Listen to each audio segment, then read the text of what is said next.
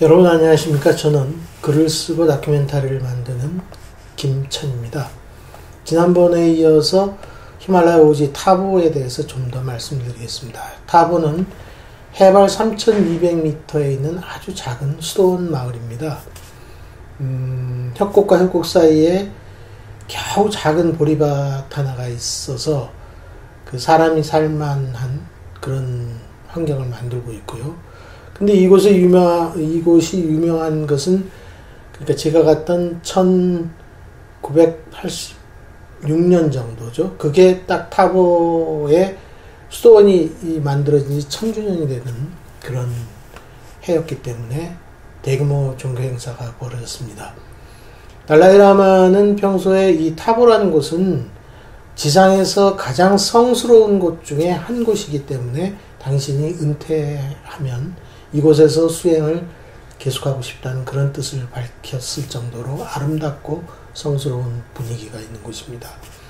그 타보 주변에 있는 산에는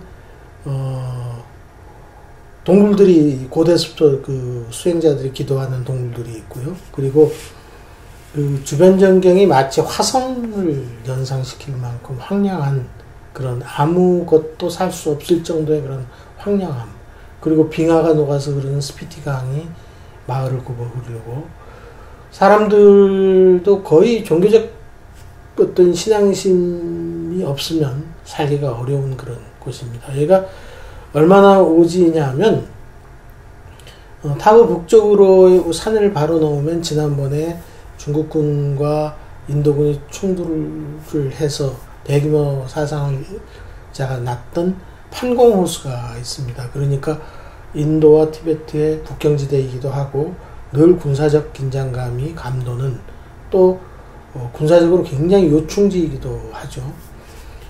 그런 곳이니까 사람들이 그 접근하기가 쉽지 않습니다. 접근도 쉽지 않을 뿐더러 평소에 개방되기도 힘들고요.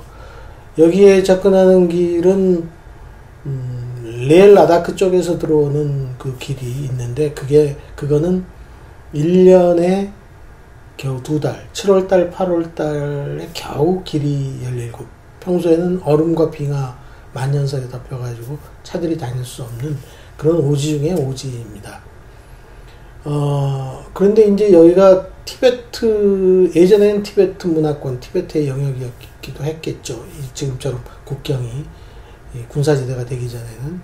그래서 이 산을 넘어서 이렇게 넘어옵니다. 그러니까 티베트 사람들이 지금도 이 타보의 칼라차크라가 열린다는 소문을 듣고 그 티베트, 서부 티베트 사람들이 이렇게 몰래 넘어와서 이제 법회에 참석하려고 넘어왔었죠. 그런데 그들 대부분은 이제 법회에 참석하지 못하고 그 군인들이 지키고 있는 체크포인트에서 붙잡혀가지고 뭐 하염없이 몇 달이고 이제 법회를 참석하려고 몇 달이고 이제 거기서 기다리고 있는 모습을 봤습니다.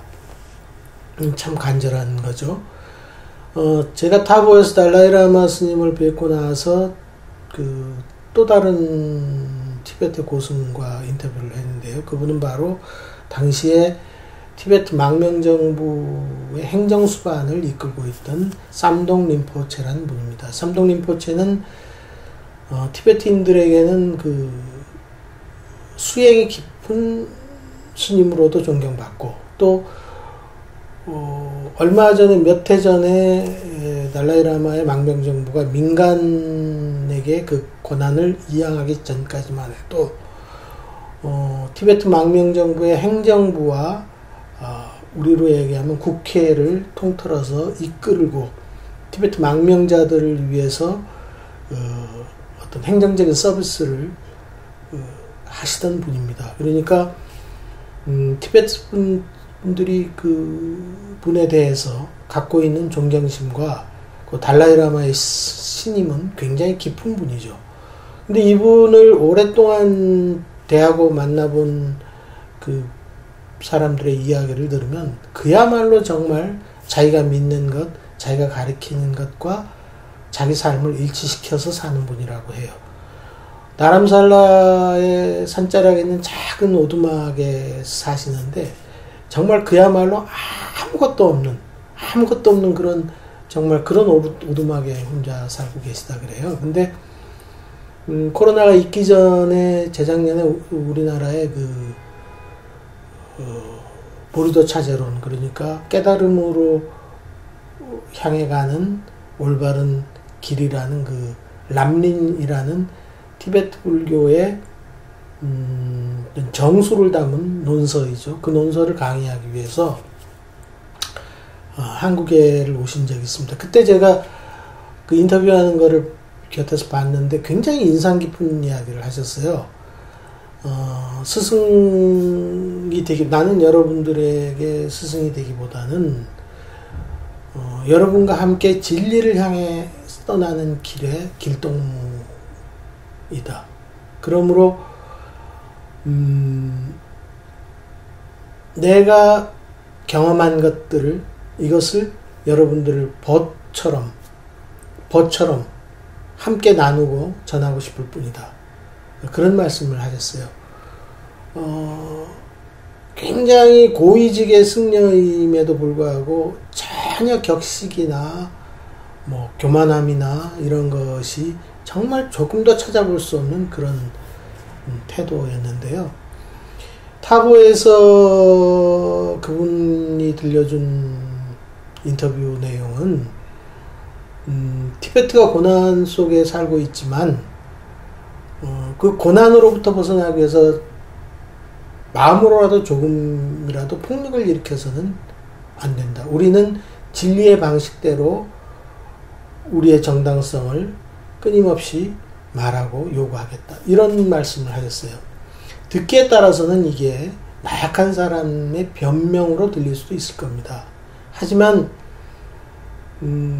진리라는 것이 결코 진리를 지키기 위해서 행사하는 폭력이라는 것조차 거부하겠다는 그 단호한 태도는 티베트 사람들, 그리고 달라이 라마 스님이 망명 이후 지금까지 견지한 일관된 태도라고 봅니다. 거기에서 만나본 많은 티베트 사람들 중에서 또 한 가지 인상 깊은 장면이 있었는데요. 소위 티베트의 전통 종교라는 뻬교라는 종교가 있습니다. 그 일종의 샤머니즘 같은 그런 종교인데요. 그 뻬교의 사제 한 분이 아주 노쇠하고 아주 쇠약한 모습을 하신 분인데, 티베트에서부터 직접 걸어서 오셔가지고 까만 뻬교의 옷을 가지고 그 의복을 입고 그 야크뼈로 만든 북을 치면서 그 불교 법회를 축원하는 모습을 봤습니다. 그러니까 그 서로 종교가 다른데도 달라이 라마 스님이 그렇게 의식을 진행하는 것, 그리고 티베트 사람들, 거기에 모인 티베트 사람들의 행복을 축원하는 모습은 달라이 라마 스님이 티베트 사람들에게 갖고 있는 그런 정신적인 지위, 그리고 티베트 사람들이 가진 그런 경외감, 이런 것을 축약해서 보여주는 모습이라고 느꼈습니다. 티베트는 나라를 뺏기고 뭐 수많은 종교적인 박해를 받고 사람들이 인종청소의 대상이 되고 슬픈 이야기, 잔인한 이야기, 이런 이야기를 참 많이 듣게 됩니다. 하지만 그 사람들이 고통과 고난을 대하는 태도는 아까 삼동 림포체의 말씀처럼 우리는 진리에 의지하는 사람이기 때문에 폭력을 일으켜서 그 진리를 지키려 하지 않는다. 진리를 지키는 모습은 진리의 방식으로 지킬 수 있다라는 그 믿음이 굉장히 가슴에 와닿습니다. 그런데